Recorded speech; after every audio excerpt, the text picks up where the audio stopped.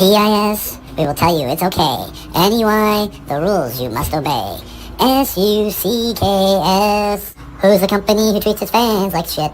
DIS, NEY, SUCKS, Disney sucks, Disney sucks, Disney sucks, Disney sucks. Forever will they try to rip us off, off, off. If you see that mouse coming, you better run away. He'll bend you over and stick it to you and tell you have a nice day. Disney sucks, Disney sucks, Disney sucks, Disney sucks. Forever will they make their movies suck, suck, suck. If you want to get them back, there's one thing we can do. Hit them in their wallet screaming FUCKU. In a house where the stars shine bright, life's a little strange, but it feels just right. Galactic troubles, everyday fights, but love keeps the balance tight. I sense a disturbance in the force, which usually means your mother is out shopping. You don't know the power of the thermostat. Leave it where I said it. Oh, the past is wild, the future's fast. The family's the thing that's built to last. Oh, adventures come and go, it's true, but home is where the stars shine through.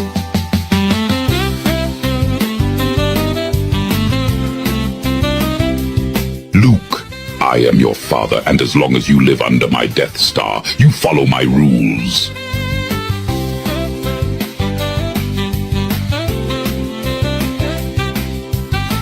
You were right about me. Tell your sister that I did eat that last slice of pizza. Through light and dark, through near and far, no matter where we are, home's not too far. Ups and downs, wrong or right, family's the force that shines so bright. That's life in a family far, far away. A family far, far away. A family far, far away. Far, far away.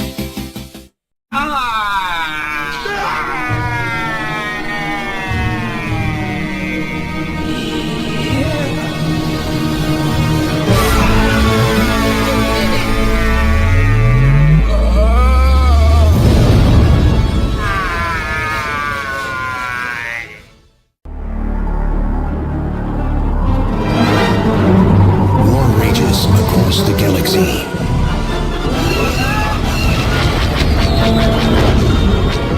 The Empire rises again. Today, we unleash our new clone army. There's only one man who can take them down.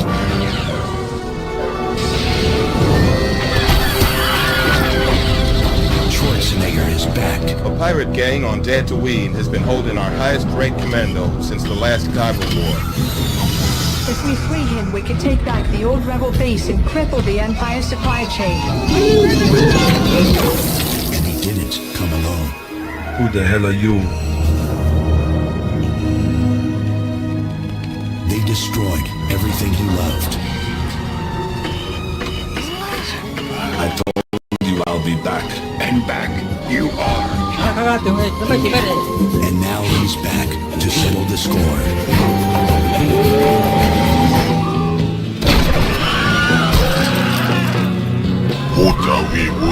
Why don't you ask my Wookiee?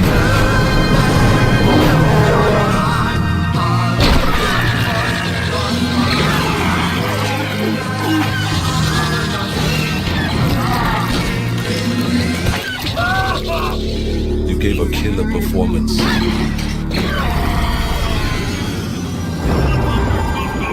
This summer, prepare yourself for the motion picture of a lifetime. I know you got some short-ass legs, but y'all better pick up the pace.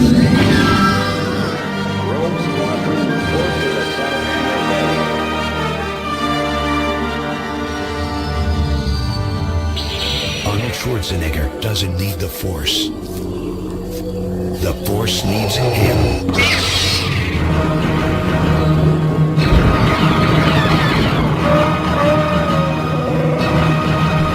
A toast to censorship and tyranny.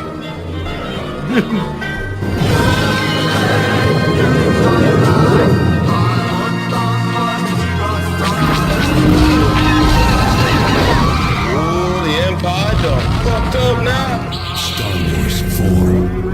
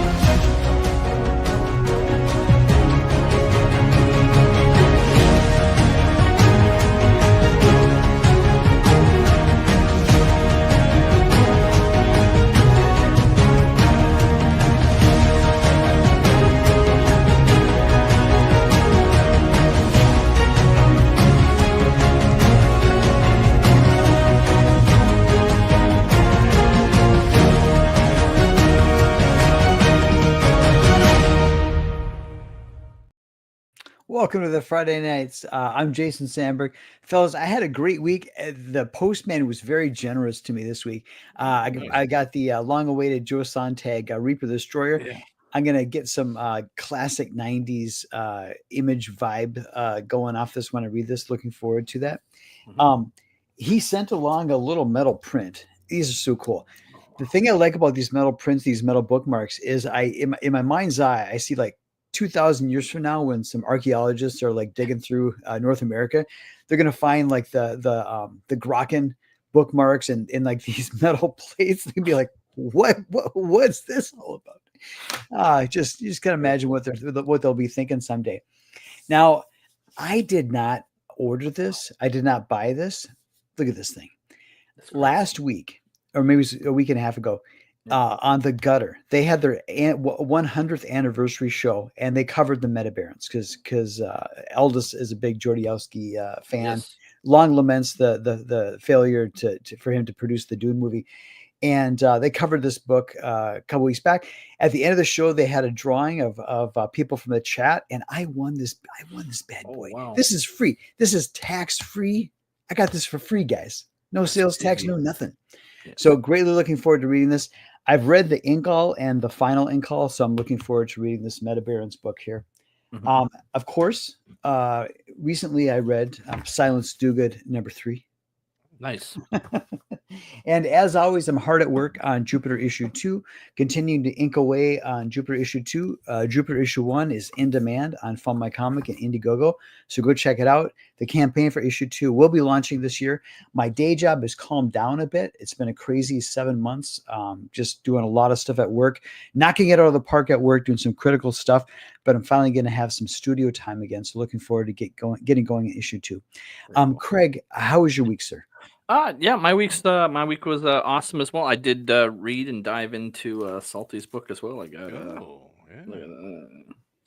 I got issues 1, 2, and 3 there. I looked at the bit of the pricing. I think this cost you money to ship me this, didn't it? I don't think you. Probably. But thank you very much. I appreciated 1, 2, and 3. Absolutely love the story. I love where it's going. Excited to talk about the trade paperback in a bit. What I do have as well is I have a bit of an update for Soltak. As you know, I've been working on some pages. So, nice. So yeah, if you haven't seen my stuff, Salty, here's a bit of it. Here's one of my main characters, Dexter. He's getting a new upgrade, new suit design. So that's what me and my artist have been working on. And then there's my other main character, Misha Atsu. Same thing. She didn't have enough curves. She didn't have enough AAT. So me and my artist, had to accentuate her feminine curves. So that's her new armor design. That's one of the pages from the previous book, issue 4. She comes in the throne room, does some damage.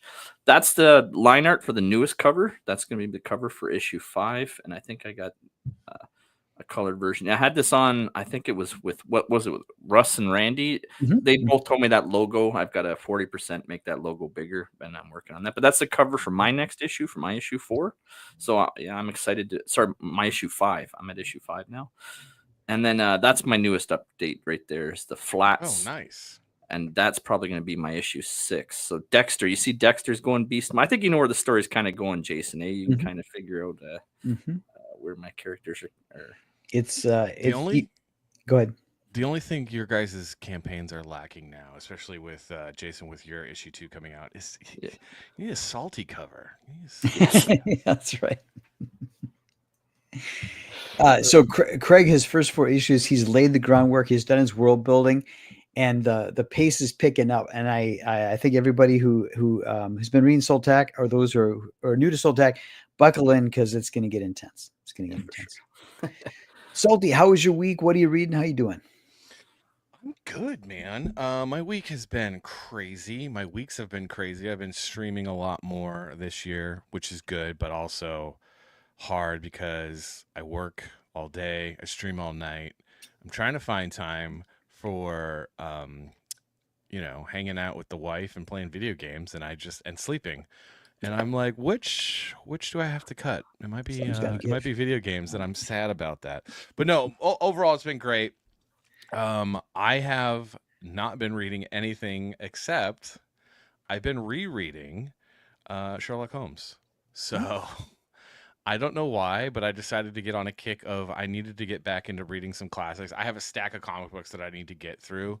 I did finish Return to Monster Island a couple weeks ago, and I really enjoyed that. That was really, really good. And now I have Terror in the Trenches 1 that I need to get through, and Kataro Witch Hunter, which I need to get through because that's next on the comic book list. But I've been getting lost in Sherlock Holmes. Nice. I've been wanting some classic mysteries, and I think it's because mentally I'm preparing myself for the next direction for Silence DoGood, which we're going to take on a little bit more of a mystery kind of feel, if you catch my drift. Yep. So call it research, I guess. I don't know. It's been, but dude, really good stuff. Like, if you guys have never checked out Sir Arthur Conan Doyle or Sherlock, like the OG Sherlock Holmes, I highly, highly suggest reading it because it's good. It's good times. It's good times. Legendary storytellers. Very inspiring. Very uplifting. Check out what I got in the mail, though, guys. Oh, nice.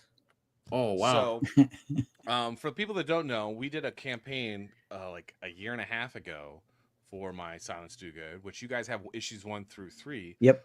But the very first campaign actually was selling issues 1 through 3 as a full-on graphic novel, and we are finally fulfilling that. Nice. And then also we're doing a second chance pre-order campaign for this very book. That's what I'm all about right now.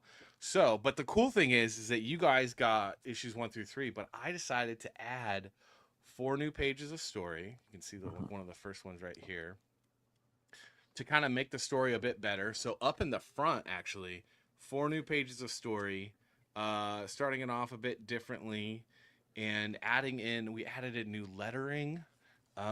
We added in new, like you can see here, we got some new lettering. So new lettering through the whole thing. Cool. And then updated the art as well, because there was just certain things that I was like, I didn't like things that were bugging me about it. Yeah. Oh yeah. So yeah, we're fulfilling. We started today. We started shipping this stuff out today to people. So I'm excited. So this is, I am stoked to get this in people's hands, but we are doing a second chance campaign for this, and I'm excited. This looks great, man. Very cool. Look at that. It's also got a 6-page preview in it too, or something, doesn't it? Oh yeah. So the second chance campaign is going to have a 6-page preview of my next graphic novel, which is based off of an existing fiction series called People's Republic, which is an 8-volume book. It's like 8 books that you can find on Amazon, but they're actual novels. And then the author reached out to me and wanted to do graphic novels, so we're doing a graphic novel version of that. So an all new story as well. And we're gonna do it. We're gonna drop a 6-page preview in the updated version of Silence DoGood, the graphic novel, which is the 3 issues that you have. But I am curious. I can't wait to send this to you guys because I would love to hear your take on the new 4 pages and how it changes the story a bit. Not in a bad way. Like, I think it adds to the story. Yeah. Because you know how it is, Jason. You're like, oh, I wish I could have, and I just decided I was going to do it. Yeah. Go ahead. Sorry, yeah, I've got my issue 4. I had a fight sequence that I chopped up very quickly, and I would like to stretch that out a couple more pages. So yeah, I know exactly where you're coming from with that. It's like tinker noodle, and it's like if I didn't have the discipline, I don't think I'd ever get my books done. But right, because it's like the balance between get her done, but also make it awesome. And so I'm like, yeah, I'm gonna put these 4 pages in. I have to do it. Man. One of the challenges when you're an artist is you're staring at it for like hours, right? And so you sometimes you get these kind of blind spots to it. So it is good like to not look at it for a while, and then look at it fresh. And that's akin to getting the first edition printed, and then you're kind of like mulling over it, and you're reacting to it differently, and you're like, oh, I could make this pop more, and I could make these adjustments. And I think that everybody is like looks forward to doing like a trade or a collection, so they can really tune it up. They can really tune it up. So And that's what we that's did. fun. That's what we did. We tuned it up to 11 on the trade. My God. Oh, Salty, do you have a stance on the Spinal Tap sequel movie? Speaking of turning it to 11. Ready? Oh, anybody ever wonders why I wear this copper bracelet? It's because of that. Did you guys hear that? Yeah, we did. Yeah. Yeah. Okay. I don't know. So I've only heard about it. I haven't. Have they shown something yet? They did a trailer. They did like a teaser trailer, and I'm like, and I'm like, you get the perfect recipe. Don't. But that's the thing. It's like if something worked really well in the 80s, they're gonna have to do a sequel now, which I'm not necessarily against because I want to make America 80s again. Like, sure, I'm a big fan of that. If you guys watch the Salty and Savage show on Tuesdays at 9 p.m. Central, we're always trying to make America 80s again. But yeah, the sequels is like the track record's bad. It's super bad. Yeah. That is such a good movie. Yeah, and they're doing a Groundhog Day 2 movie. It's like, don't do this. Don't do this. Because they got the new Naked Gun now too, which looks completely stupid. Other than the last joke where it was like the OJ joke was like the only time I laughed. Yeah, I'm curious to see how Liam Neeson, if he can pull it off. But again, nobody can replace Leslie Nielsen. Yeah, I was a fan of the Police Squad TV show, and that those are hold up. I was in an elevator with Leslie Nielsen at the Disney at Disney when I was working at Disney. There was two towers, the Disney Channel building and then the Consumer Products building, and I was in the Disney Channel building, and I was in an elevator with Leslie Nielsen, and it was like two of us, and all of a sudden you hear. And we both just start laughing, and he just walks out.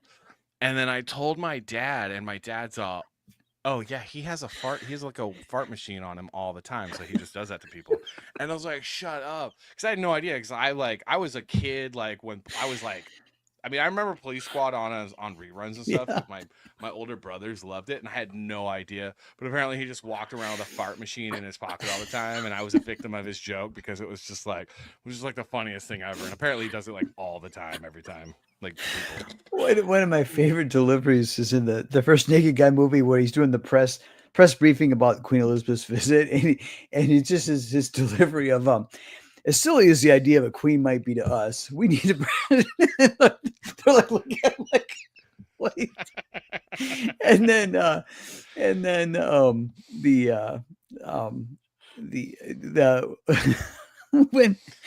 OJ's in the hospital bed, he's like doing the name of the boat. Oh God, I just love that movie. Just love it. And then on the Police Squad TV show, they would do that TV thing where like at the end someone would crack a joke and they would pretend to freeze freeze frame, but then the people in the background would be walking around.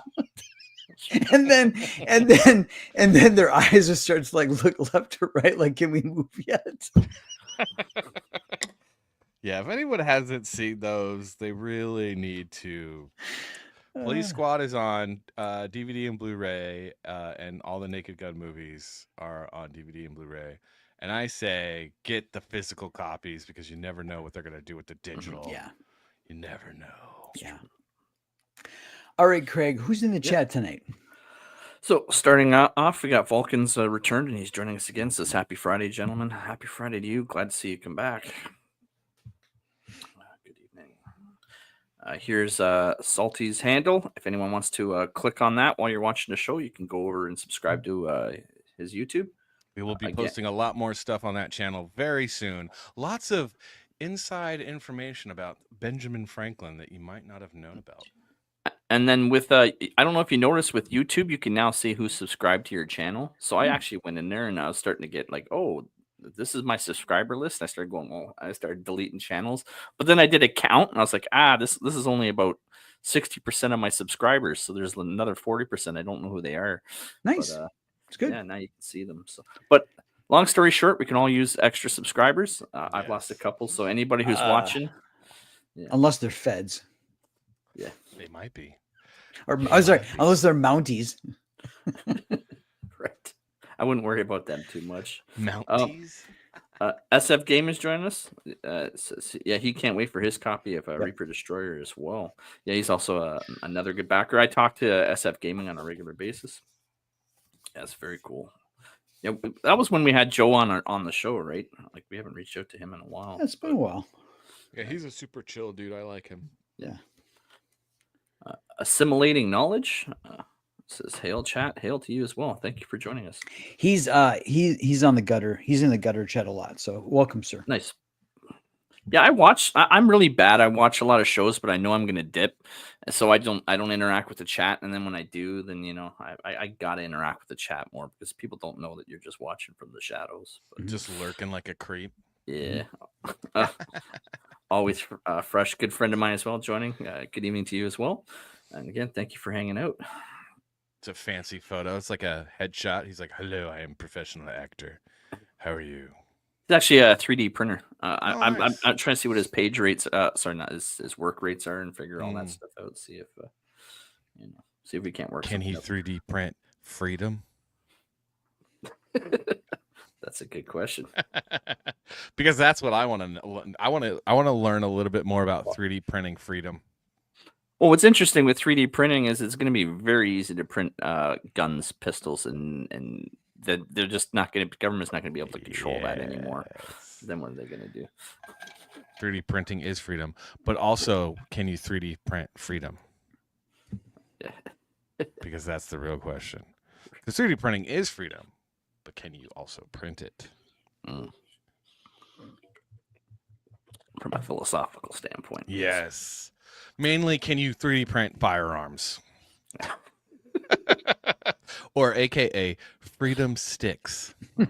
Freedom sticks. That's what I like to call them. Yep.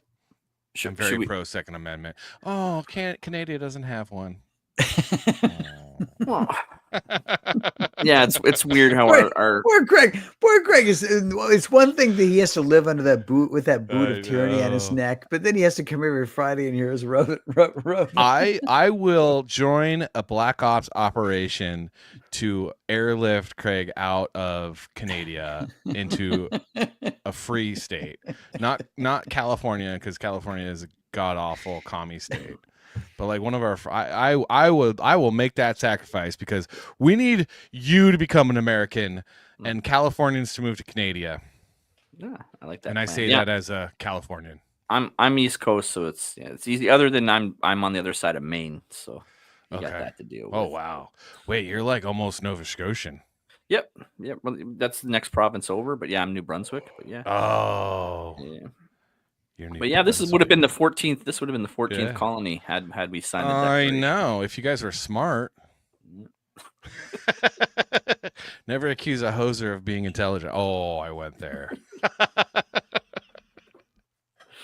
But well, there's a lot of comments here about 3D printing. Always fresh. Printing is the easy part. Not getting caught with those blueprints. Yeah, that's what we'll be in. Those shouldn't be illegal.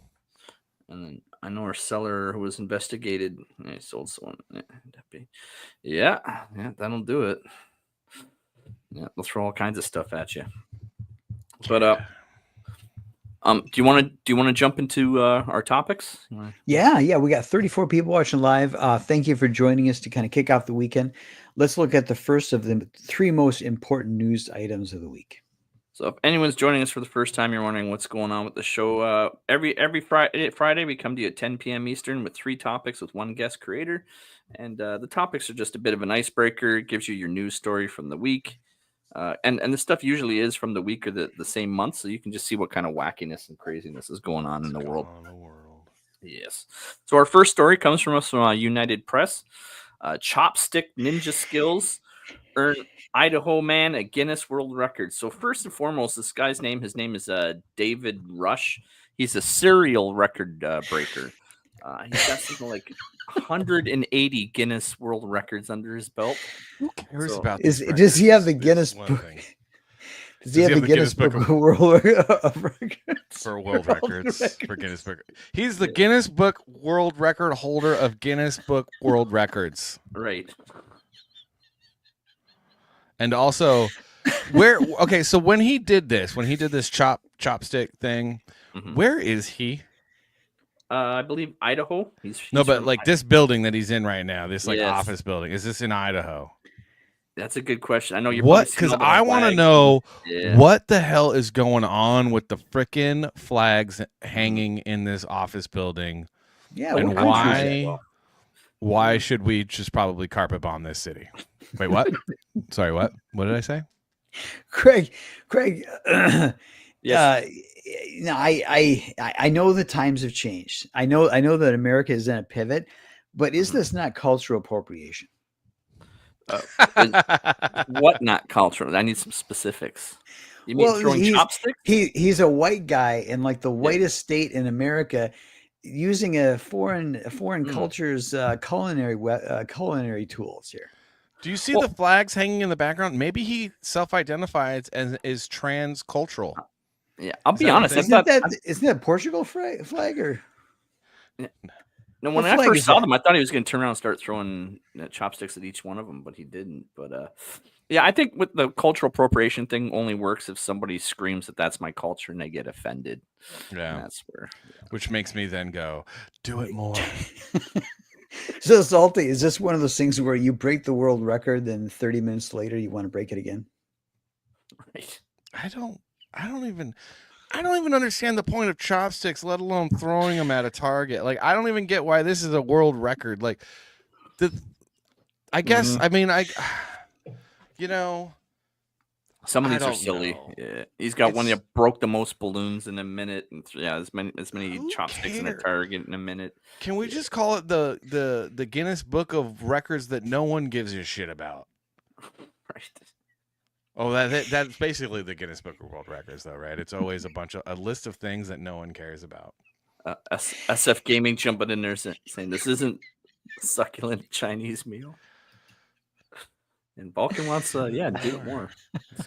Do it more. I'm disturbed by the fact that if this is Idaho, where the heck is this office building and why are those flags hanging? That is an affront to people from Idaho. There's too many Californians live in Idaho now. That's the problem. It's Rush headquarters. That's where he is. Crenshaw is here. Crenshaw, is this cultural appropriation? Let us know. Chopstick throwing. So, guys, do you think the Guinness Book of World Records is just there? It's just there as like flypaper, so that all the nut jobs go for the Guinness Book of World Records versus trying to get into the Olympics for chopstick throwing. Well, here's my question: is how much like Gen Zers like even know what Guinness World Records is? Like, is that even a thing anymore, or is it tied into like boomer culture? Back in the day, man, every year in elementary school, middle school, some kid, that Monday morning brought in like the new Guinness Book of World Records, and we were just flipping through it. Maybe Salty, they say that video killed the radio star. Did the internet kill the Guinness Book of World Records? That's a good question. I don't know, because I never, even before the internet, I never cared. Like growing up in Hollywood and LA, we had the Guinness Book of World Records like museum thing on Hollywood Boulevard, which is just like a tourist trap. And I remember like in junior high high school going to it and just being like, this may be the most retarded thing that exists on the face of the earth. And you were in California. And I was in California, and I saw a lot of retarded things. I mean, literally lived in the most retarded state. And this was before, this is when the internet was like, not everyone had it in their home. Like, I certainly didn't have it in our home. I'm that old, guys. We had dial up at the school library. So I don't know. I've always thought it was stupid. And I think it's always been stupid. And I officially hate everything about the Guinness Book of World Records. And I hate this story. I just hate everything. Salty, you're going down a dark alley, and there's some miscreants on the other side of the on the other side of the alley. Would you rather have them come at you with chopsticks? I mean, with chopsticks or sandals? I don't care, because I don't live in California anymore, so it's not going to end well for them. I'll just let you guys put 2 and 2 together. Well, didn't George W. Bush show us that when someone whips sandals at you, you can kind of get out of the You way? can dodge? But, yeah, I don't know if you Yeah. can do that with chopsticks. War criminal George Bush. Yeah. Let me just read this line here. Chopsticks flew one after another. They sailed through the air, finding their mark in the coveted gold and red zones. The rhythm was almost meditative, each successive hit fueling the next. Is that on par with Hemingway? That lyricism there. I mean, did this guy miss his calling? Should he have been Now we know who put the flags up. Yeah. So I feel like ChatGPT should never be compared to Hemingway, by the way, number one.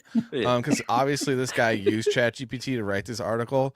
Number two, like when I was reading this article, I got like through 3 paragraphs and I was like, this shit is entirely way too long to be talking about this bullshit. So can we talk about the fact that this article is ridiculously long to talk about something as pointless as this white yokel throwing chopsticks at a target like 2 feet away? Like, what is it? Like, that's not even impressive, bro. That's like 2 feet, 3 feet. What is that? 3 feet, 4 feet? Come on, man. You say that now, but when the People's Liberation Army drops down and invades, it's going to be guys like this who know how to fight hand-to-hand combat and the weapon of the enemy. This guy's got a long game here. I'm not really worried about him. I'm not even like happy about him because what's he gonna do? Like attack some beef and broccoli? Like what threat does beef and broccoli have to you, bro? Like what? Dude, chopsticks. Come on. It was cute in Kill Bill, but this is ridiculous. Yeah. These are some pretty obscure Guinness records. I will. They're all retarded, bro. Yeah. Like if you've ever like skimmed through it, it's just one stupid bullshit after another. It's like Guinness Book of World Records is the participation trophy of the world.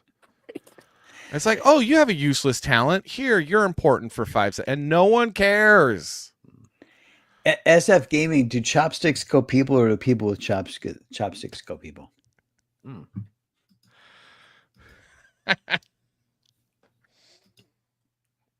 Yeah, I don't know. Oh, BA's here. What up, BA? Hell. Would you say we've killed this topic? Yeah.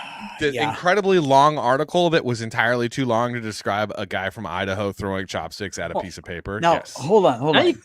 Listen, you can appreciate why I just do the slides because you don't need the whole article. You know? Dude. Okay, so I'm just gonna point something out here. Yep. This is America, the land of the free, the home of the brave, where we're celebrating this guy's ninja skills with chopsticks. Meanwhile, across the pond in England, they're outlawing ninja swords. Yes, yeah. They're going after knives now. Yeah. It's ridiculous. They had to call them ninja swords because they couldn't call them Islamic sabers or whatever. Good Lord. Yeah, is that like people are just walking around with like straight up like like what are they called? Scimitars or whatever. They're walking around with scimitars. Yeah. They're like, oh, it's a ninja sword. And it's like, that's bro, right. That's not even the same. It's like, what? I know they couldn't call it. It's like technically it's the same continent, I guess, but like it's really like not the same at all. The whole point of modern day Britain is to not call things what they are. Good. What a sad. So like seriously, over 100 years ago, the sun did not set on the British Empire, and today completely conquered by the Third World. Crazy. World War I bankrupted him. And what few Britons are left, they better watch what they say on the internet or Facebook, or they find themselves in jail for a year. Yeah. Canada's not far behind though. It's true. I saw a thing this week where this bakery owner in Paris, she was being fined by the police because she had some like boxes that she had unpacked sitting in front of her shop and she hadn't broken them down yet, and the police were fining her.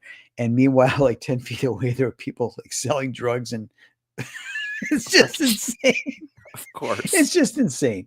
So I think the modern modern posture of the administrative state is fine, regulate, and penalize people that can afford to pay the fines and penalties, but ignore everybody else. Yep. If somebody doesn't have the money to pay the fine, just ignore it. Well, it just shows you how extreme liberal policies, how everything gets backwards, right? And how we've experienced upside down Twilight Zone world, right? Where, like we had a vending machine out in British Columbia that was giving out all the crack pipes and the different styles. You could order which one you wanted and all that. And all it took was somebody to post the thing on the internet. Look at this stupid vending machine. Immediately they removed it that week, right? That's all you got to do, right? Sunlight's the best disinfectant. That's all it took, right? Yeah. Nice. But, unless you live in a conquered land. Yeah. That's true. All right. Not yet. We still have a chance. We have an election on the 28th. Your greatest chance is getting annexed by America. I'm one of those people I have no problem with becoming the 51st state, I'll be honest. No. Oh, no. No, you will be Guam 2.0 electric boogaloo. Like, you will not be. We cannot afford to make Canada a state. We have to fix Canada first. So Canada must become a territory and be like Guam. It all depends on what manner you take us over. If we don't have a say, then there isn't much we can do. Well, no, you govern yourselves. You govern yourselves. You just basically nothing changes. Your military still obeys what we say. The difference is that we would no longer require passports between travel between states and provinces, and for actual free trade. So it's like for those joining us, right? For those joining us. For those joining us now, Salty is continuing his plan from the green room before the show started, telling Craig how he's going to liberate Canada. Hey, SF Gaming, was it a liquor store? Was it a liquor store? Tell us what's going on. Oh yeah, no, dude, I heard about that. She just go to the grocery store. It was just like a regular store. He was like 10 years old. Like when we were 10 years old, man, we used to get on our bikes and go to like McDonald's and the comic book store and the baseball card shop. That's how I learned about sales tax. I was like 7, 8 years old. Yeah. I had like 25 cents. I rode my bike to the gas station and I said, here, I got 25 cents. Here's I want to buy this 25-cent bubble gum. And they said, it's gonna be 28 cents. And I'm like, what? So that's how you learn about things. That's how you learn about life. You go to the store by yourself when you're a kid. Yeah, I can't buy a piece of bubble gum for a quarter. You're gonna tax that's called theft. Man. And you get too excited playing Ninja Turtles or Double Dragon, and the Korean store owner grabs a loaf of bread and smashes it over the back of your head when you swear. Yeah, I miss those days. That sounds like a very detailed story that only happened to you. And at least he didn't throw chopsticks at you. That's true. Yeah. That's true. Could he throw him as good as this white guy though? That's right. All right. I doubt it. All right. We got 42 people watching live who've tuned in to kick off their weekend and figure out what the most important news stories of the week were. Craig, what's news article? Yeah, so 2? I was watching this. Has our show descended to this after 88 episodes? Oh my god! So Salty in year 1, Craig had a no fecal policy. Yes. Every week I would bring him up.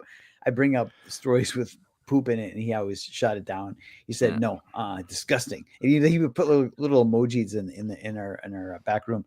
It's true. But now we're in year 2 of the Friday nights. Apparently no topic is too scatological for Craig here.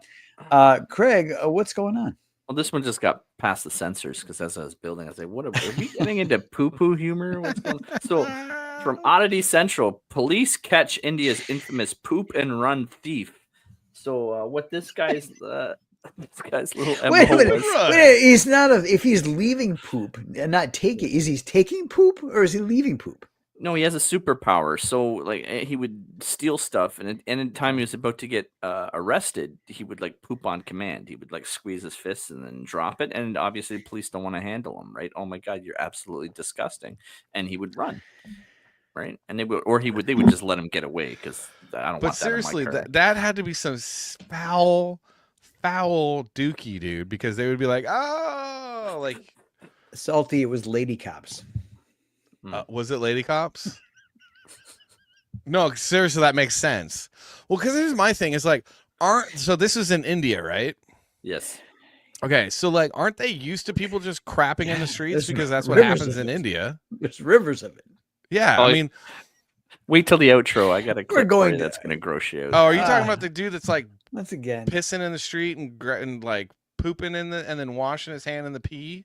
that's San Is Francisco. that the video you're gonna show me? Because I saw that and I was like, yeah, that makes sense. That makes sense. But Hey, I'm glad we got H-1B visas. Let's bring more of them in. Salty per capita. What geographical area has more people feking in the streets? San Francisco or India? Oh, it's definitely India. Per capita or total?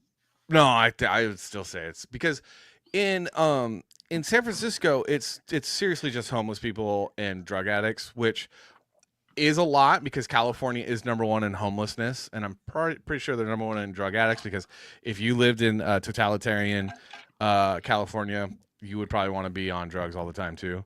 But I would say per capita, well, the country or like let's say what's like a, I don't know, city to city, right? Yeah, New Delhi. Like New Delhi, San Francisco. I would say New Delhi per capita. Yeah, it's more crap on the streets for sure. Because culturally, it's accepted. At least in San Francisco, it's not necessarily accepted. It's just everyone's high on drugs. Well, wait till you watch the outro. I'm pretty sure you will agree that India has more. Yeah. I mean, although me saying that, probably I'll get accused of racism, but I don't really care because it's just like, I'm sorry. But India does not have a great culture. I don't care what anyone says. Like, you hear the stories. It's not good. Don't be a single white woman and go there. It's not gonna end well for you. That's more like Pakistan, though, right? No, India, dude. Like India's got a lot of problems, man. Like I'd rather go to India than Pakistan. Pakistan's got a lot of Taliban and stuff going on. Yeah, I would rather not at all. Like honestly, when people are like, "Oh, I want to go here, I want to go there," I'm like, I'd rather go to Iowa again. Go to Idaho. Iowa. Yeah. That's where my family is. I'd rather hang out with that guy throwing Chinese freaking chopsticks than anywhere in China. Just saying. But so they had to have a police operation to arrest this guy. So they sting operation? Yeah, they had different teams. They had like a team with masks and rubber gloves, like with the suits and the ones that basically. Tell me they had a big butterfly net. Tell me they had a big butterfly net. Oh my gosh, dude. But they finally got him. They finally cut off the escape routes and they sent him the team with the rubber suits. So what was it like? All right, so we're gonna net him, and then we're gonna let him shit himself, and then we're gonna like let him sit there for like a solid hour. Because I would be like, just let him sit in the net for a solid hour so that he can stew in his own shit, and then I would bring hoses and just hose him off. Maybe throw some soap at him. But yeah, they finally got him. Yeah. Craig, some supervillains will have like a special potion or a special pill. What was this guy's secret? How was he able to do this? What would he prepare a carefully planned meal 4 hours before the burglary? I think it mattered to which street vendor's food he ate. Well, it's because the street vendors are like the dirty. They say like when you're traveling there, don't eat from the street vendors because they wash their food in the gutter and stuff, right? So it's probably why his poop smells so bad because he's eating that food and he's just dropping bombs. So gross. We're so wait going till you to watch hell. the outro. I'm going to hell for this show. Yeah. Now you know why I don't want poop topics on our show. It's gross. Oh my gosh. These are the stories that matter. These are the stories that matter. So I got to say, these two cops, they are not beaming with pride. They do not look like they brought down the #1 most wanted. Do you think he really got away all those other times? Like, do you think they're just like, I'm not touching this. You're not paying me enough for this. Oh, they're definitely not getting paid enough. That is for sure. I mean, no, definitely not getting paid enough. Well, guys, I mean, these guys look like their dads. They've changed some diapers. Come on, man up. No, it's not the same thing. Nah, dude, it's a grown man. And honestly, they said this. Like, I don't know, man. So, studying kids, first they're yours, so you have to look after them. But what's interesting with kids, they always look like the grandparent, right? Well, that's sort of built in there. If something happens to the parents, the grandparents will inherently feel an attachment to those grandkids. It's all, You know. But as a man, why are you changing diapers, man? Yeah. That's woman's work. Because she was making a sandwich. Oh, that's true. Okay, it's a fair point. It's a fair point. I didn't share him. I didn't change as many. I would say definitely it was a 10-to-1 ratio. For 10-to-1 ratio. Yeah. Like you did the 2 a.m. change because she'd been up all night with the kid. Yeah, that makes sense. SF Gaming, that is exactly what's going through their heads.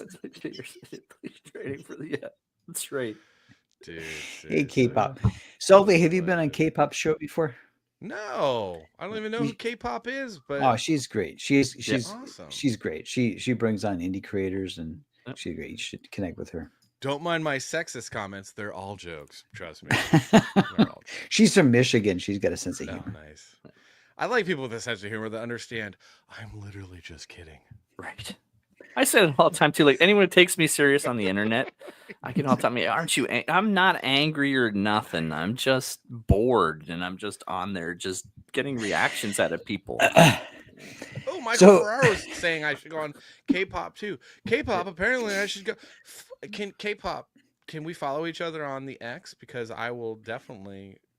Yeah, Michael Ferraro's here. I love Michael Ferraro. No. So, Craig, I just noticed this guy's name is Deepak. Isn't that like synonymous with constipation? Deepak. Right.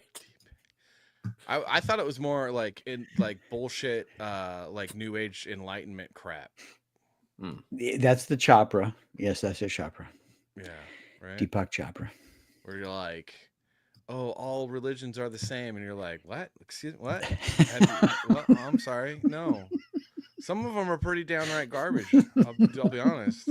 My I don't nuns like my own religion half the time. Like, what are you talking about? My nuns don't blow up. Yeah. All right, Craig, what's topic number 3? All right, we're 50 minutes in with 51 people watching our crazy antics. Thank you so much for joining us on the Friday. But seriously, another long ass article for why? Can we shorten up the articles, people? Good Lord. It's like 5 paragraphs to talk about a guy that shits himself every time he gets caught by the cops. How long does it need to be? Ladies and gentlemen, this is coming from a guy who is leisure reading Sherlock Holmes. Okay. So, our third and final story for the evening comes from Oddity Central. Man uses ChatGPT to challenge traffic violation ticket in court, and then he wins. Nice. 23-year-old man. In any case, I think it was only like $11. So it's kind of a little bit ridiculous, but took it all the way to court. Got ChatGPT's legal advice, found all the loopholes, and they had no choice but to dismiss it. But then that wasn't even enough. And now this person again, I think this happened in Turkey. Where does this happen? Tell me he's suing them for punitive damages. Yeah, essentially, for wasting his time. Where was this again? Because he had a weird name. I couldn't, and it was like, is it Turkey? It was like Turkmenistan or something Turkmenistan. Like that. Yeah. It's like a made-up country, one of those made-up countries. It's like one of those countries you hear about in the Hallmark movie where the girl like marries the prince, and he's like the prince of Turkmenichrome. You're like, yeah, that's a real country. Okay. It's so bad. I gotta blow this up on my desktop to read it. Hold on. Yeah, so he uses AI. I read this one too, and again, I did not need this long of an article to like. Here's the problem with the long articles: they're so repetitive. Like every paragraph, it's like, I know you're getting paid. Are you getting paid by the word? Because man, I really wish they paid you by the article. Because good Lord, man. You read enough of these, you can tell they actually recycle the same words and the same stuff. Oh yeah, it's like you've said the same thing 5 million times, and I hate you now. I hate the person that wrote this article. What if this was written by ChatGPT and it's all made up? No, ChatGPT is not this retarded. This person is a retard that wrote this article, because you could have literally described this entire thing in 3 paragraphs. But it was Kazakhstan. Are you questioning? Yeah. Are you questioning the writing skills of Spooky? Yeah, 100%. Completely terrible. I hate you now because I had to read this article for the show, and I'm now dumber for it. So now I hate you both too. This is a yet another instance of the cutting edge intrusion of AI into everyday American life.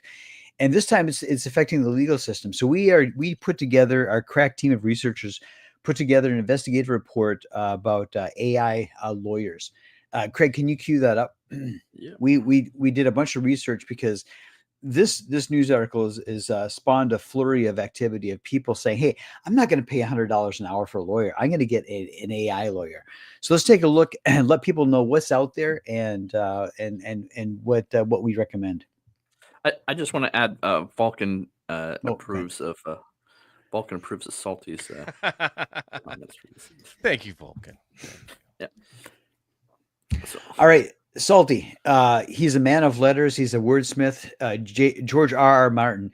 What do you think about having George R.R. Martin as a legal advisor? Free AI. What do you think?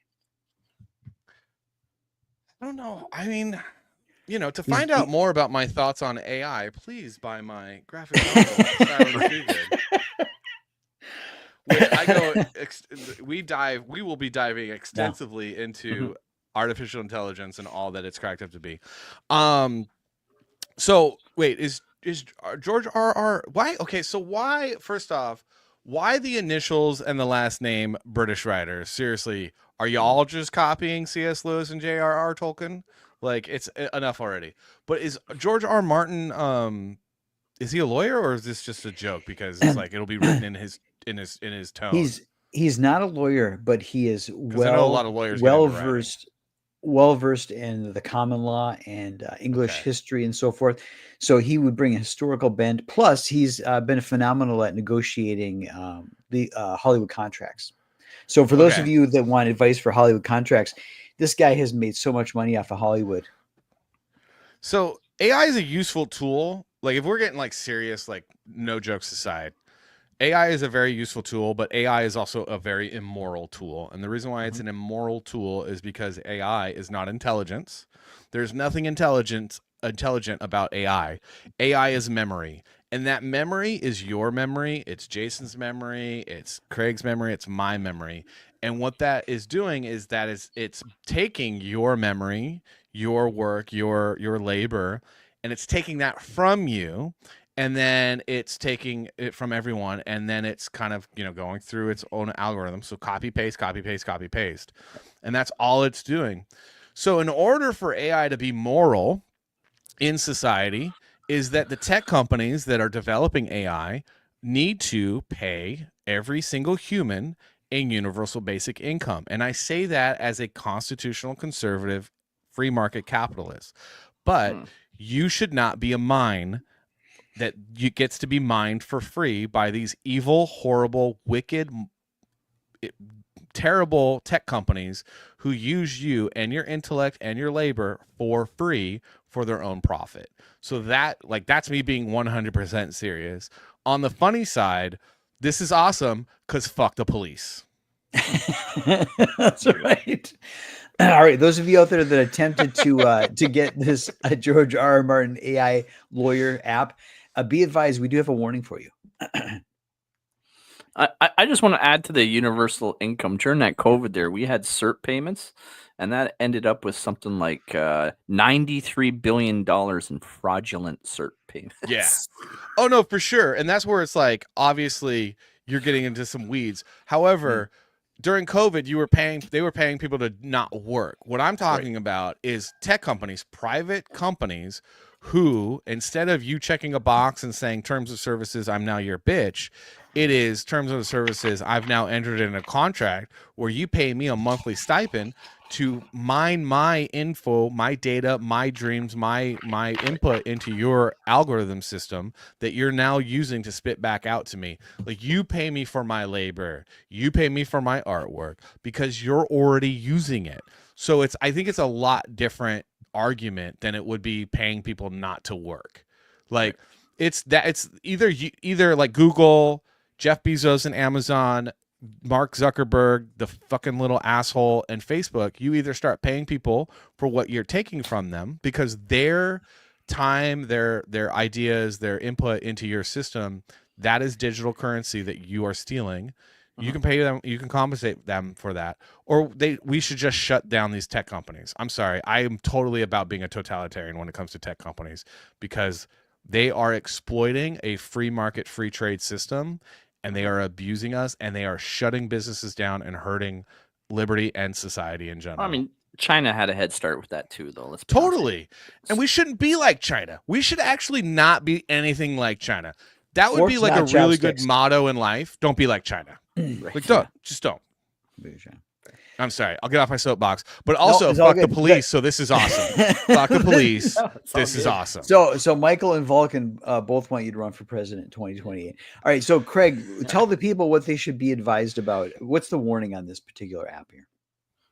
What with ChatGPT? I was still stewing about Disney giving my channel a warning last week. Hey, Snow White is a bad enough movie. I didn't even want to clip Snow White, and I did, and they reached out and warned my. Why would you copyright your Snow White content? But here's the thing. We had to restart the show. A giant corporation has the power to shut you down for talking about their content, but you have no power to stop a tech company from stealing yours. That is an imbalance of power, and that does not lead to liberty. That actually leads to enslavement.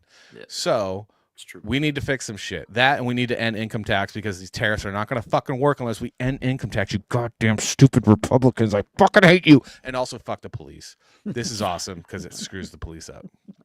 If it ain't anything, it's entertaining for me. I love watching. All right, Craig, what should people know? What's our warning? What's our warning about this George R. Martin artificial intelligence lawyer? Yeah, it will not complete anything. So you can ask it to write up all. It's not going to actually finish anything. Yeah. All right. It's not going to actually provide you with anything other than like vague, stupid advice. Yeah. So there really is no point.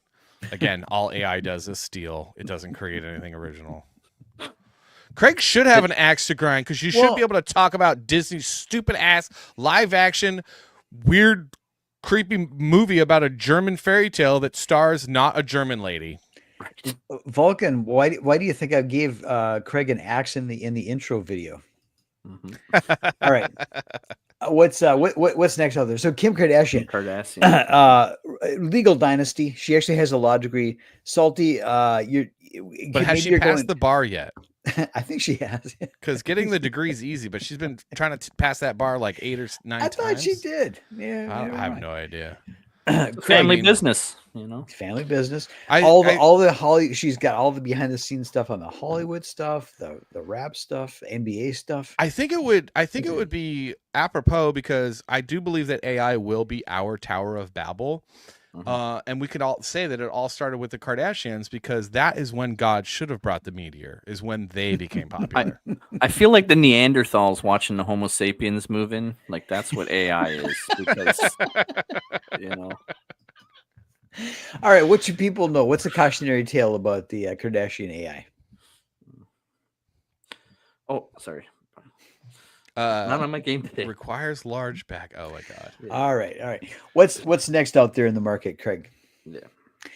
The Saul Goodman lawyer app. The best lawyer. Yeah. The best Is it bad lawyer. I haven't watched this show? Like, I watched a bit of season 1 and 2. I just lost interest.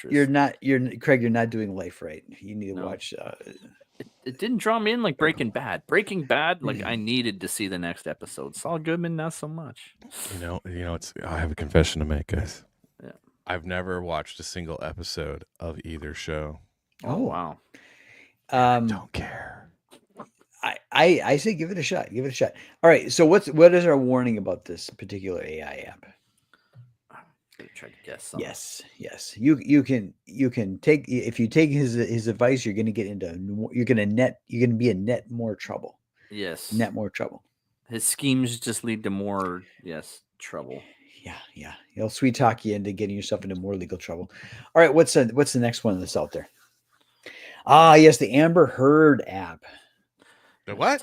I thought we did enough poo humor for tonight. I don't know. Talk about shit in the bed. I mean, if you went for this AI model for lawyers, you would be shitting the bed and missing a finger. Our researchers agree with Salty. Let's see what they say. Yep. So you can use this app, but it's not going to work on libel or slander cases. So don't take any advice from her on those. Does she have any more acting jobs? Are they still giving her acting jobs? I think she's acting like she's innocent. She's a hero for the modern leftist feminist who's always perpetually the victim because the patriarchy. Right. And it's like, yeah, okay, whatever. You're going to smell like cat pee at 70 because no one loves you and you're only going to have cats around. And I think Johnny Depp's doing another pirate movie, isn't he? So, yeah. There you go. He's going to get some more Disney cash. Terrible. Okay. Oh, all right. Oh, Hunter Biden, his expertise, Pardoned. his knowledge he is pardoned. That's right. I can't believe that whole thing. All right, but Hunter Biden, his advice, his expertise is sought out from all the way from the Ukraine to the People's Republic of China. If you are doing international business, you want the Hunter Biden legal app to give you advice before you negotiate any kind of contract or get any kind of residuals, any kind of investment. Salty, what are your thoughts about this? This would be the one AI model that I would not use for a number of reasons, because I don't have a daddy in the Democrat Party that would bail me out, because let's be honest, the Democrat Party is a criminal organization pretending to be a political party. So I would not advise this for anyone unless you were a lily white leftist with real, like you're basically Gavin Newsom. Like this would be a good AI model for Gavin Newsom because he's a Nepo baby and a parasite. Most politicians are. Yeah. Maybe I was going to say, the warning's got to be something about leaving 10% RAM for the 10 for the guy. 10% for daddy. 10% for the big guy. All right, let's see. What is the warning? All right. Yeah, immediately clears your browser. Yeah, yeah, because also, what is it? What's the thing that Hillary Clinton used to bleach the hard drives? Bleach bit, and a hammer. Yeah, a hammer. Because those videos, my God, man. My God. All right, what's the next one out there in the marketplace? Yes, the Matlock artificial intelligence lawyer. Salty, when it comes to that homespun wisdom, that the tone of voice, that legal perspective that puts people at ease, it commands attention in the courtroom. Nothing brings the hammer down like Matlock. What do you think? Dear God, this is the longest bit. Sorry, it's a really long bit. Also a show I never watched because my parents would watch this when I was a kid, and I was just like, I'm sorry, I'm going to play with my GI Joes. So I don't know. My only experience with this guy was Andy Griffith. Is that his the Andy Griffith show? Andy Mayberry. Yep. So would be okay. I don't know. Craig, I have nothing on this one. Sorry, guys. Craig, what you people know? Right there. Oh, does he do reverse mortgage commercial? Did he do reverse mortgage? Because he's dead, right? Yeah, he's dead. But that was his target demo. Because it's Tom Selleck that does the reverse mortgage. Does he? Commercials, which is just makes me sad. Dude, yeah. no. Here's the thing. What's wrong with a reverse mortgage? Reverse mortgage is there's nothing left for the kids. Yeah, the bank Fuck takes those it all. kids, man. They get their own damn shit. Freaking parasite motherfuckers. Do you know what's wrong with boomers? Is that they're the most selfish people on the face of the earth that inherited the world and gave nobody shit. As a Gen Xer, you know, sure as shit I'm using a fucking reverse mortgage. Yeah, and the rest of the younger generations that want some shit, go get it your fucking selves, you asshole. I had to claw for every bitch of this shit. I'm going to enjoy it till I die. Fuck you. And you had the headwinds of a terrible totalitarian California state. Seriously, right, man. you ain't getting shit. I think we got one. More. Yeah. Oh yeah. Here. Salty, what do you think? Bill Cosby? Well, this would be a good AI model as long as you aren't me, because Bill Cosby was fine right up until he started talking against the Democrat Party, and then it was all downhill. So if you're a Democrat, this is a good AI model, but if you're going to be a truth teller and like a shot caller and call out the Democrat Party for being a completely, totally evil party, you will get arrested.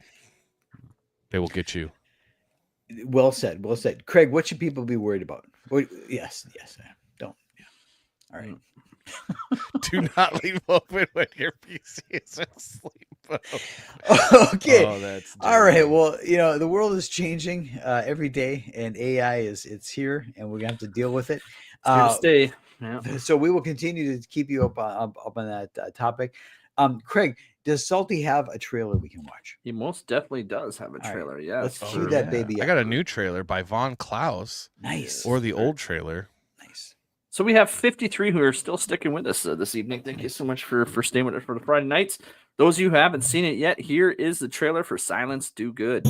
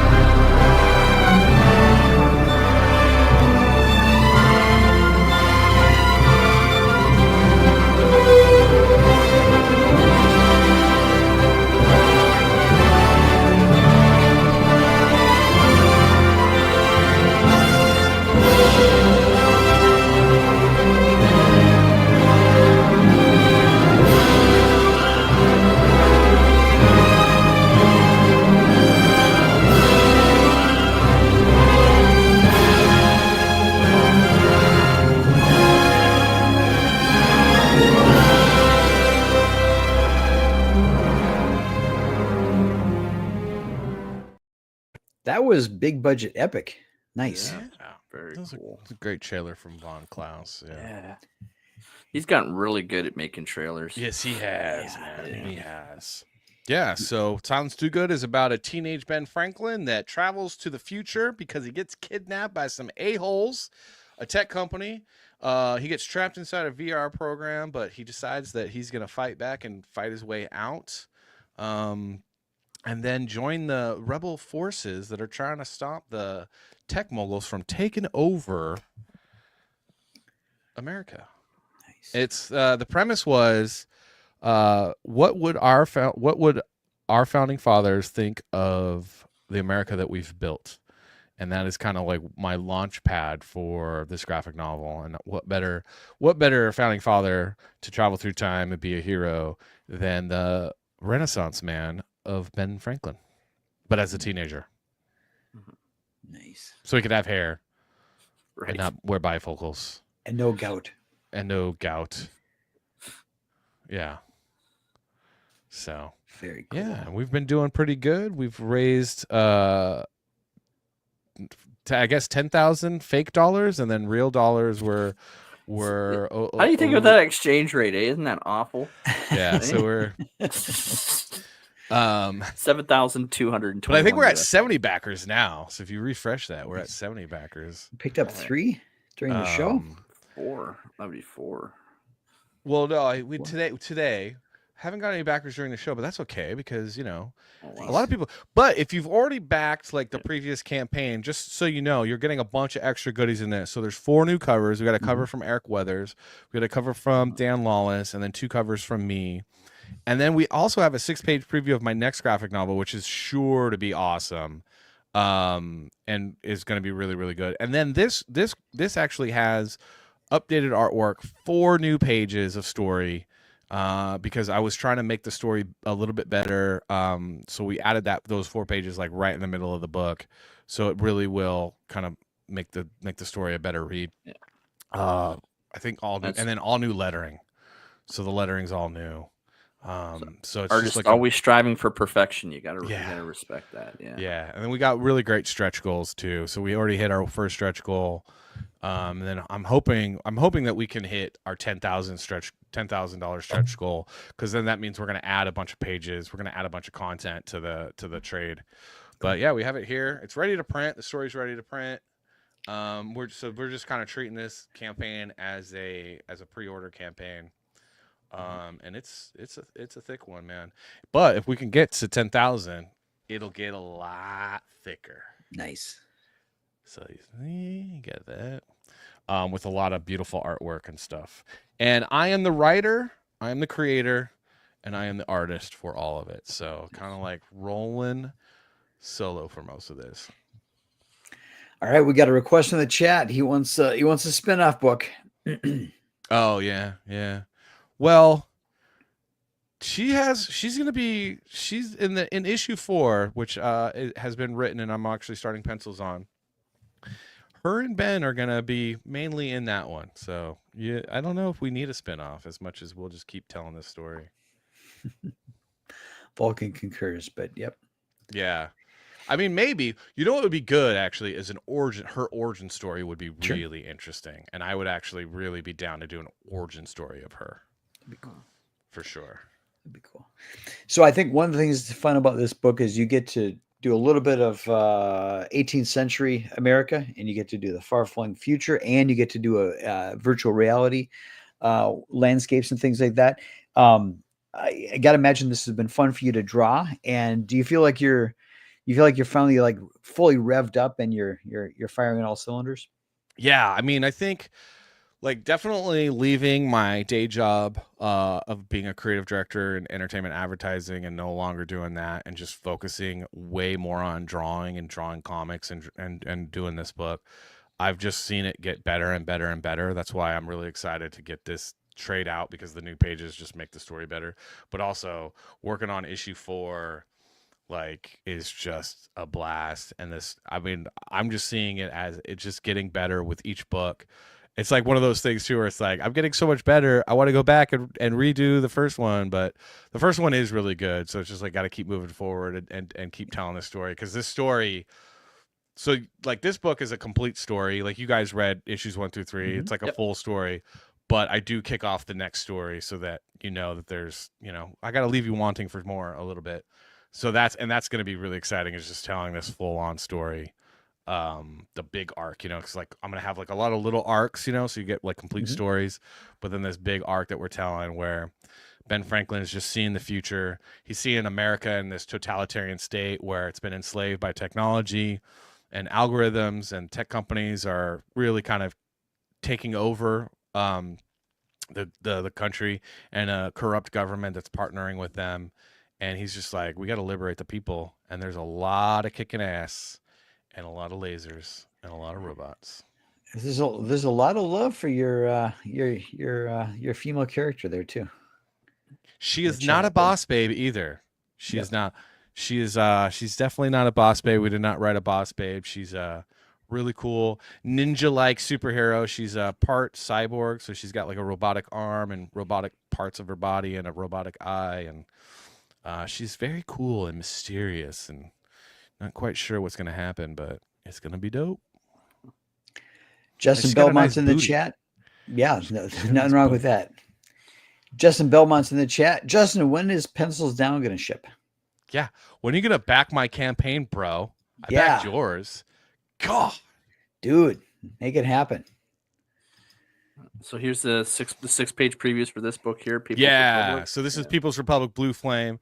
This will be the 6-page preview of this book with writer, author Kurt Schlichter. This is going to be dope, dude. This is going to be a dope book. Very high action, lots of guns. This is the story here is that it's a Donald Trump didn't win, Hillary Clinton won. America's in a civil war. It's blue states versus red states, and this guy Kelly Turnbull does black ops behind enemy lines. And this story will take place in him doing like a mercenary black op in California. So he's sneaking behind enemy lines into the People's Republic and doing a mission. And it's going to be very, very. It's like, think like Punisher meets Fallout, but America's in a civil war, a modern civil war. Yeah, this one, obviously, the first time I saw this image, I recognized it right away as a lot of people don't, man. And do you recognize the symbol of the political party? Yes, of course. Okay. Yeah, that's 2020 all over again. A lot of people don't recognize it. The 19 million people that came out and then disappeared in 2020. Right? Like, just like just like they were invented, and then out of nowhere.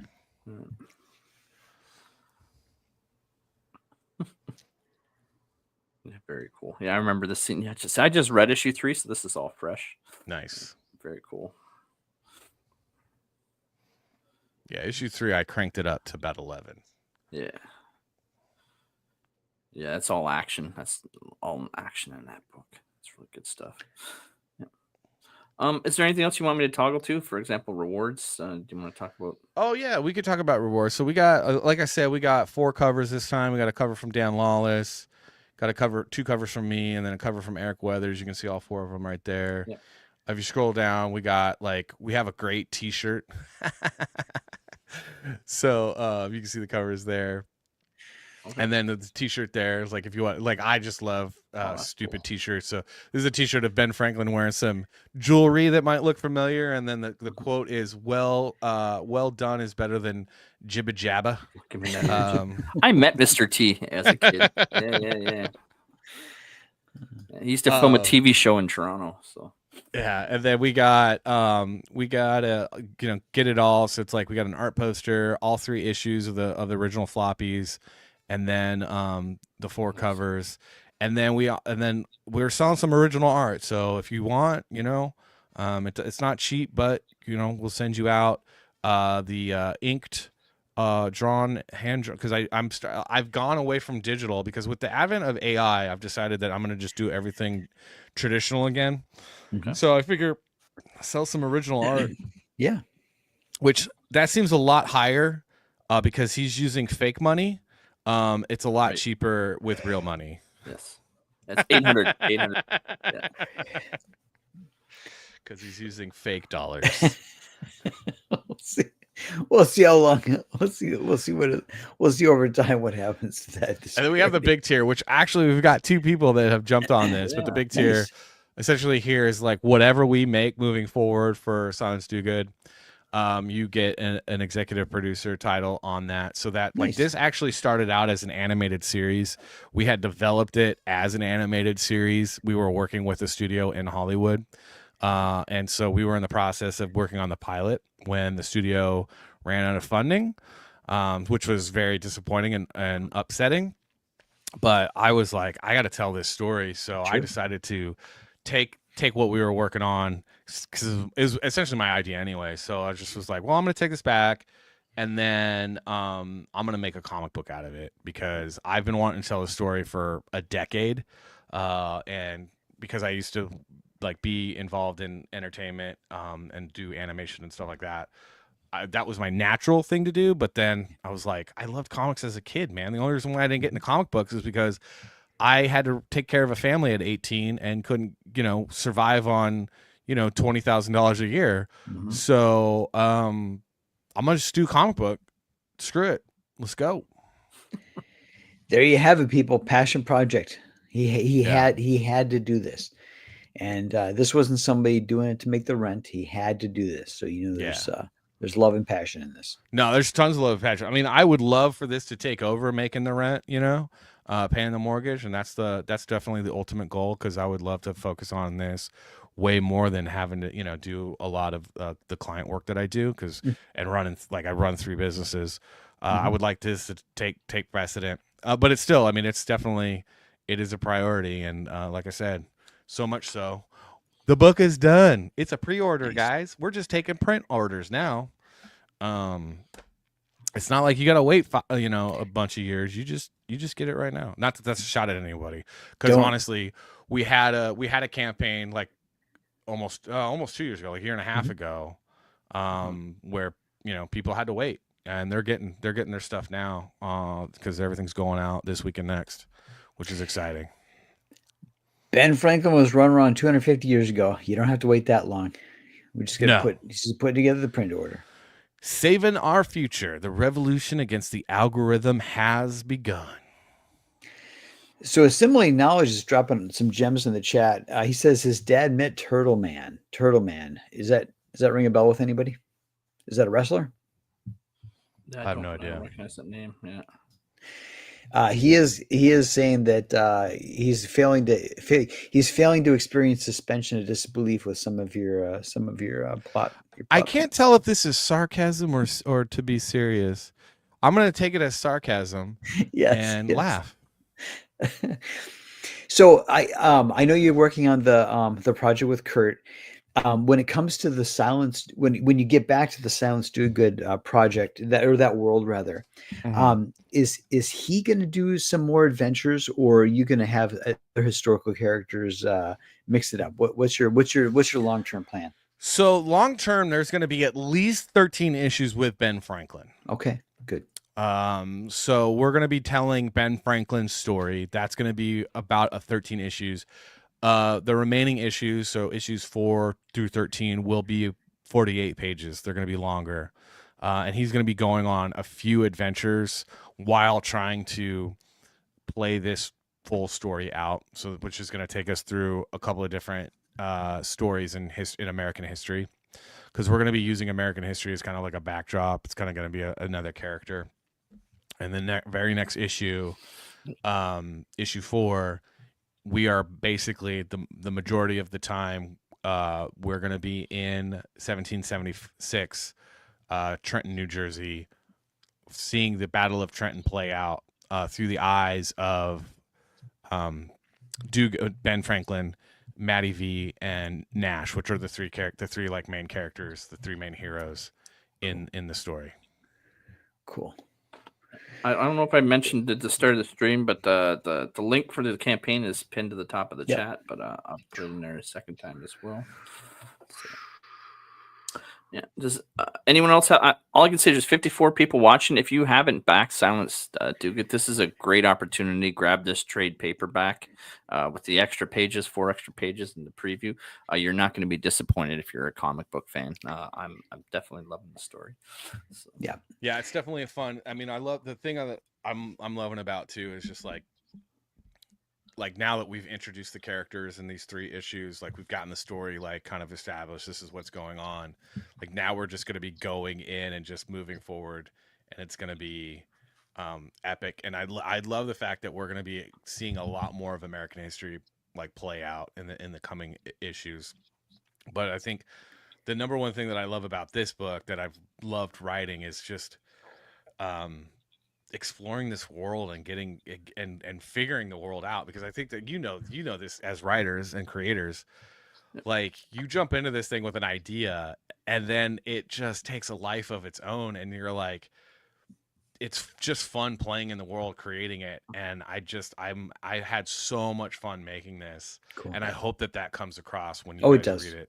Yep, it does. Because it's just, I'm like, I just want to keep doing this, man. You know, so it's like part of that balance of like, please back my book so I can keep doing this because it's fun for me and I'm selfish. Okay. At the end of the day, it's all about me. And true, go ahead. So are you gonna say something, Jason? No, you go ahead. Oh shit! I kind of lost my thoughts. So okay. So one of the things for those watching, one of the things that I love about this book is that Salty has Benjamin Franklin kind of like swept up in the flow of events, and he'll come across something and he'll just say, "Nope, I'm not putting up with this. Nope, nope." And there isn't this like angsty bombast. There isn't this huge melodrama. He's just like line in the sand. Nope. And then pulls out the proverbial musket and gets to it. Just very, very refreshing, a very refreshing kind of take on a kind of a sci-fi dystopian situation. And then also the and I think it's kind of true to Franklin. Mm-hmm. And then also there's if you're synced up with like the Bruce Timm art style, Salty's not, he's kind of channeling that vibe, and it's not anime, it's not John Byrne, but it's this kind of vibrant Bruce Timm wavelength, highly enjoyable. It's refreshing, and this book has our highest recommendation. Thank you, man. Yeah, that means a lot coming from you. Appreciate that. So I'll bring the campaign back. I've been refreshing. I know you got you got at least one new backer while Nice. you're on with us tonight. So there Nice. you go. Very cool. Thanks, chat. Thanks, guys. So Yeah, you got that's 7,500. kind words, man. I appreciate it. It's been fun making it, and I'm glad you picked up on that. Like I've myself have gotten tired of overly emotional heroes, you know, especially overly emotional male heroes. I don't understand it. I don't even think why. I'm confused to why. Do women like it? I don't even think women, because my wife certainly doesn't like it. But like I'm a fan of the classics, you know, like C.S. Lewis and J.R. Tolkien and, you know, Sir Arthur Conan Doyle, and those heroes. Not a lot of emotion, you know. It's like men determined to do the right thing, and reading Ben Franklin and learning about his history just didn't strike me as the type that would be like having an emo moment. It would just be more like, there's a decision to make. I have to make it. And I'm going to make it based off of my principles. And here it is, which I think is in my humble opinion, a better example of a hero and a man than what we've seen in modern comics. Where it's like, I don't know what's right or wrong. How do I feel about it? Oh, good Lord. How gay can you get? Yeah. So we got 56 people watching live. Thank you for hanging out with us, kicking off your weekend, taking a look at this project. Please back the book. If you when you back it, ping Salty on Twitter. Let her know that you saw him on the Friday nights and that you backed the book. We typically have 100 some people watch the replay. So if you're backing this weekend, backing the following week, go ahead and ping Salty. And I can't think of a better way, a better book to read as we get into 2025 and then next year 2026, when we come up on the quarter millennium celebration of the founding of America as a republic. Just exciting times, and this is a good book to kind of have at your side as we go into these anniversary years.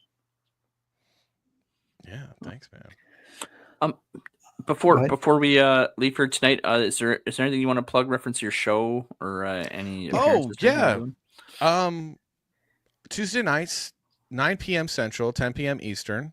I do a live show called Salty and Savage Show. You guys could find us on YouTube at Salty and Savage show. Salty and Savage show. We have a guest on every week. Jason's been a guest on. Hopefully we'll have Craig and Jason on again. We had Michael Ferraro on as a guest. K-pop, maybe we should have her on. She could be our first female guest, maybe, potentially. But yeah, so we do a show. It's I have a co-host, Savage. I'm Salty. We are both worked in Hollywood for over 2 decades. He was a producer at Extra, the news television show. Emmy award-winning producer, and I worked in entertainment advertising, so we have a unique perspective on pop culture and news, I think, because a lot of times in the conservative space of YouTube, it's a lot of outside guys looking in and giving you their take, and it all seems to be the same, which is, I think, a little odd. Like, they don't seem to differ from each other.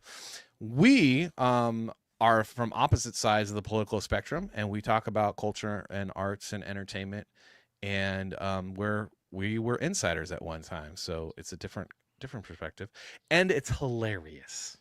It is very cool. So, thank you, Philbo Baggins. Hey, Philbo. I'm gonna have to look at K-pop Junkie. Are they on the X? Yes, she is on the X. Yep. Yeah, she's very supportive of indie creators. She's a fun hang. I don't. So if no one else has anything else to add, I guess we'll wrap up. Call her a Friday. Yeah, that's okay with. All right, Craig. Hopefully your outro videos, which never fail to amuse and they never fail to disappoint. So good. I hope it doesn't end up getting your channel struck again. So because you've got one penalty. And no, just so a warning. Just a warning so far. Warning. Okay. No strikes. No strikes okay. yet. Okay. No. All right. No strikes. Okay. For those of you watching, thanks, Disney. Go check out Silence Do Good. It's a great amount of fun. Sure. Great project. Great book. You can now get it as that trade, and then we'll see you next week. And who's our guest next week? Do we have a guest yet? Not lined up yet. Okay. So. All right. It's wet cement. Not dialed in yet. I want to say thank you, chat. Thank you, Craig and Jason, for having me on. I always like being here. It's always fun. Thank you for having me, guys. Thank you. Appreciate it. All right. 660 watching. We got a couple late. You're going to have she to likes go the back D and watch hat? replay. This is my Magnum PI hat, by the way. This is my Magnum PI hat. In the 90s, everyone was getting that tattooed on them. So even people not from Detroit. So, yeah. All right, everyone. Have a fantastic weekend. Have a great night. Thank you.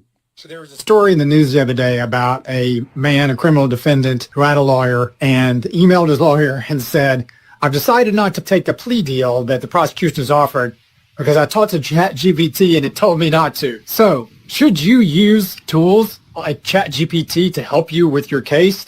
I think absolutely yes. These AI tools are powerful and they really can be a good sounding board and can help you in some instances get good advice.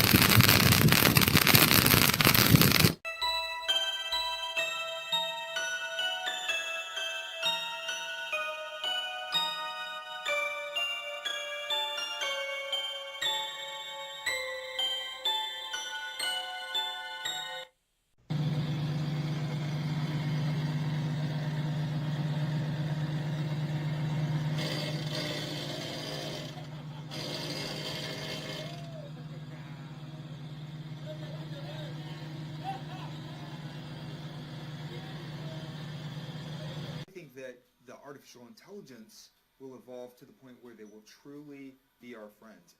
Do you want to destroy humans? Please say no. Okay, I will destroy humans. No, I take it back. Here we go. 3, 2, 1, go.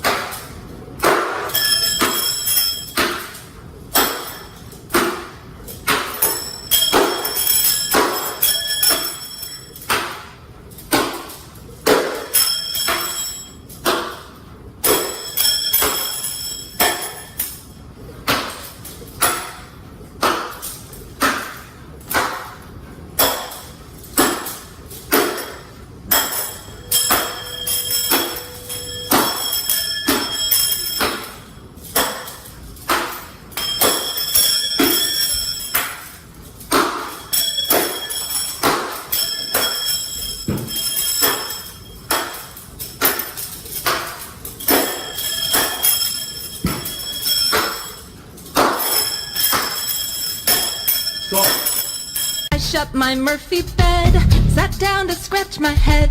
What could this day bring? It could be anything. I get the phone call, I gotta help them all. Go girl will save the day, Chow will not get away. It didn't take me long to find the ticking bomb. He took off in my Jeep, that Chow is such a creep. I gotta find a way to take down Chow one day. He pulled a ninja move, it got me to be cool. You know what? Maybe I too could be ninja. I want to be